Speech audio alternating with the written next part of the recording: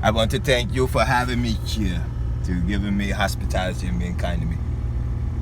In Missouri City, Texas. Missouri City is finest. It's one of the finest of Missouri City, Texas. Fort Bend County. One of the finest. Men. On the earth, not just in Missouri City, all over the world. You can go anywhere. And the finest, the whole world, and don't you ever forget it. And we just happen to be here in Missouri City, Texas. I want you to know that you got, because I'm here with you, all the possibilities are benefits and everything that comes along with it. The footprint of the Buddha, enlightenment, right teachings from his hands, the works of your hands, the works of your hands.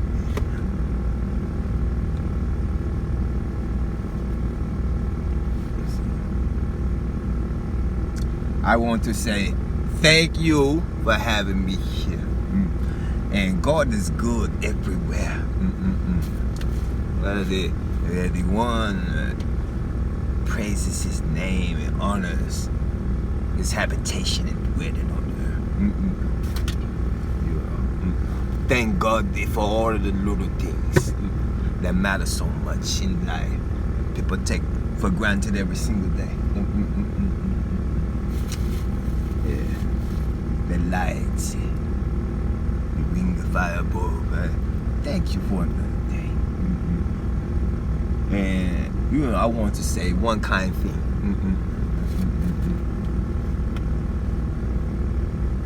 One kind thing, because it's Juneteenth, and all of the diversities, all of the many nations of people who come in this country and call themselves Americans. However you want to say what kind of American you are, to proclaim your diversity, your difference, when you call yourself an American. Everybody has to say something like, they're white, they say, I'm an Anglo-American. Or if you're black, you're an African American.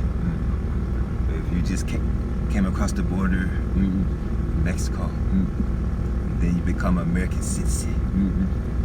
They say, I'm a Mexican American. Or the people who proclaim, they say, I'm a Native American.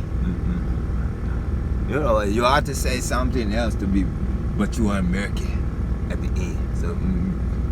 So for all of the diversities that dwell here in this country, legally or illegally, the people are here in this land, and I mean, it's a hard thing for the world to be in harmony, to operate and do what is naturally right and naturally is what makes people be called civilized, to be a civilized nation, to be civil, to be just, to know what is right and do what is right. Just. That is the best thing that's for any person or any place that you could be with people. Being righteous, being just. No matter whatever your diversity is, to be called an American. No matter whatever your skin color is, the color of your skin under the sunlight, people can see you. And whatever kind of American that you proclaim yourself is to be. So it's the content of a person's character beyond the color of your flesh that should be seen.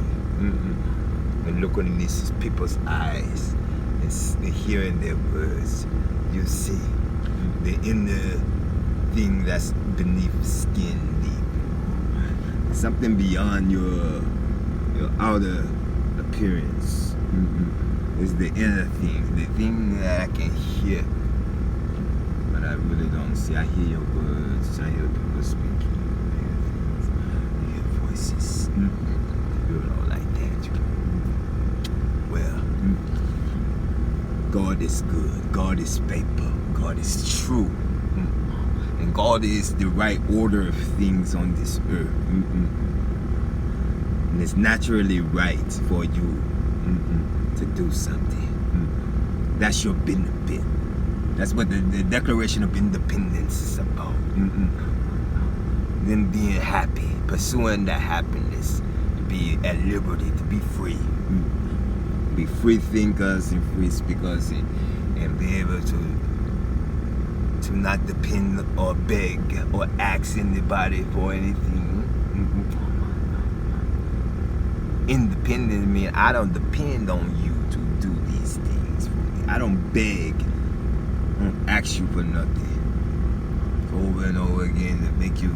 That's what a dependent is, and that's why you're not independent if you are doing that. So you are dependent. You're dependent on somebody to give this and that, and we all become that. So you're really not independent. Now it's something that governs the universe, governs the earth the right way. What is naturally right for you to do is what is the order of things from above. I say, do on earth as it is in heaven. You know, that was what the Lord's Prayer is. I wish they would have done it. And none of the problems in history or whatever would ever happen. Ever, period. In all generations of people on the earth. In the 6,000 year period. 6,000 years of human history. In all of the woe and the trouble and all of the things that you will read about. Or it's the foretold to happen in the near future. So, you know, those things are inevitable. Those are things that you can't control from happening. That something is inevitable. It means it's going to happen whether you like it or not. Whether you like it or not, the sun is going to shine. It's going to rise and it's going to set every day. Faithfully. That's something God set in a balance. And at an appointed time, it's going to do what it does. And what is controlled, we have no control over. It's the weather. You can't control what's going to happen. I can't tell the weather to be away and then it obeys my voice. Well, if that ever happens where I could do such a thing, what a wonderful invention that would be. But it doesn't work that way. My life isn't going the way I wanted it. That's what all of us usually say. And they haven't accomplished in life what maybe they should have, or what they think they should. Or maybe they had big expectations or ambitions to be such a way right now in that life. God is good. God is faithful. And then we all come short of the glory of God. Maybe your ambitions, your goals that you set for yourself, you come short of the glory of reaching those things after you had maybe predicted this in the younger days of your life. When I was a younger man, 20 or 30 years ago, and I planned to be a certain way when I reached the age I am today. So, and maybe I'm not there like I thought I should be. My life hasn't turned out to be the way I want it to be. I always think about that. And I think I'm at the stage where I am a child again. Born again. No, what is that? Once a man, twice a child. Once a man, twice a child. I'm the second stage of childhood. See, in the first stage of childhood, you had your big mama, you had your parents, or you had your grandparents. My grandparents had me. And they would prevent you in childhood from doing all of these things. They wouldn't let you do anything. And then the second childhood,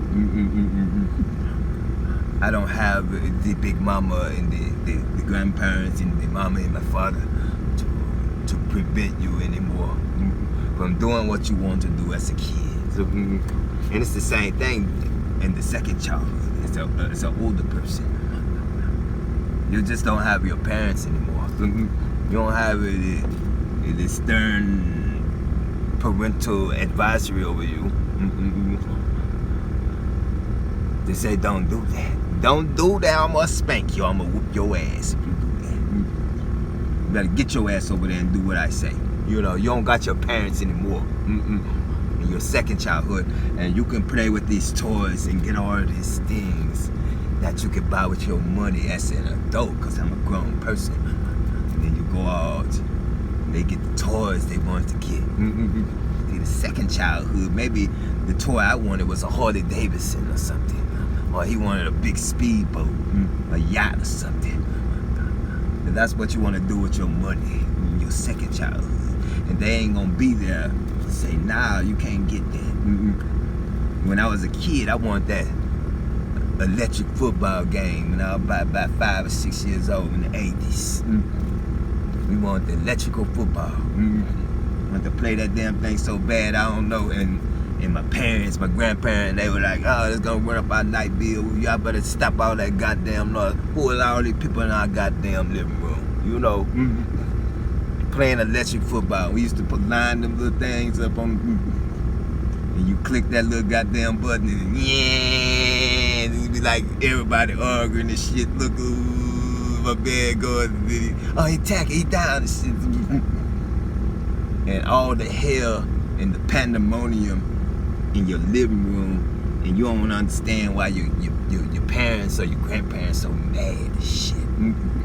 Want to beat the hell out you little kids. Get these motherfuckers out my living room. All these kids in the living room, shit.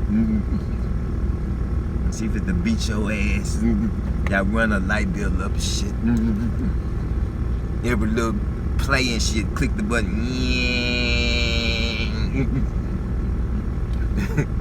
It's so much noise and shit. So many people. It's like, oh my god, it was crazy.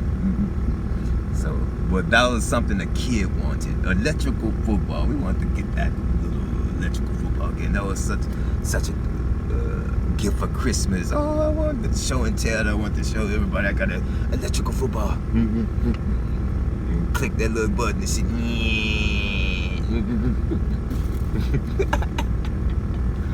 Yeah, these grown men toys now, they get the toys. The second childhood on retirement. Man, I'm retiring from my job. I'm retiring from my career. Or a musician. I gotta get my royalty check and shit. So much, if your album does well. Maybe get on the Billboard charts or something. Y'all collect y'all big boy money. And you know, you play now. You ain't got the